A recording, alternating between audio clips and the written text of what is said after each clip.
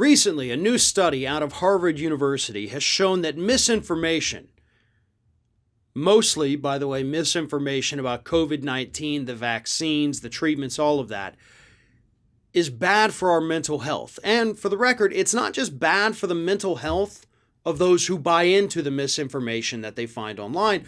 It's bad for everybody's mental health.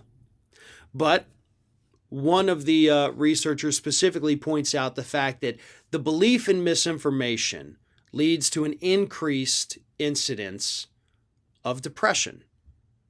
So people who believe in all of this misinformation that they're seeing online are far more prone to depression. Now, to me, that's a very interesting finding because I want to know more about that. I want to know if misinformation is actually causing the depression, or if people suffering from depression are more susceptible to misinformation. See, that I think is a piece of the study that's missing there. And I really do think that that is something that should be looked into. Obviously, we do have increased cases of depression here in the United States. It basically started with the pandemic. Lockdowns took their mental toll on a lot of people, especially people who had to lock down without other people.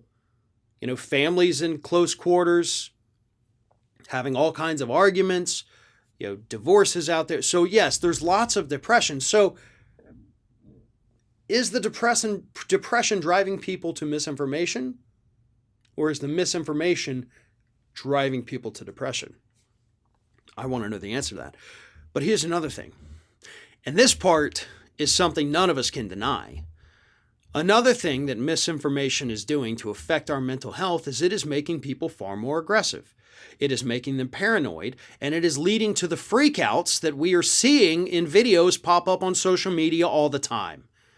The people freaking out with their tirades when they're asked, hey, would you mind putting on a mask? Hey, it's our policy. I can't let you in here if you don't put on a mask. And then people losing it as if the individual just threatened to murder everybody they've ever loved. Obviously, that's not the case. That's not what's happening. It's a simple request. Hey, you're going to be in my grocery store for 20 minutes. Put a small little covering over your face and we'll be good to go. And people become irrationally angry at these requests. They lash out in ways that ordinarily they would not. So I think one of the bigger things this pandemic has done, the misinformation surrounding masks and vaccines and all of that, has led to this psychosis, this angry, violent psychosis among some of these individuals who truly believe deep down that the rest of us are the ones who are getting it wrong, that the majority of people are totally wrong and only they know the absolute truth, and it's driving them mad.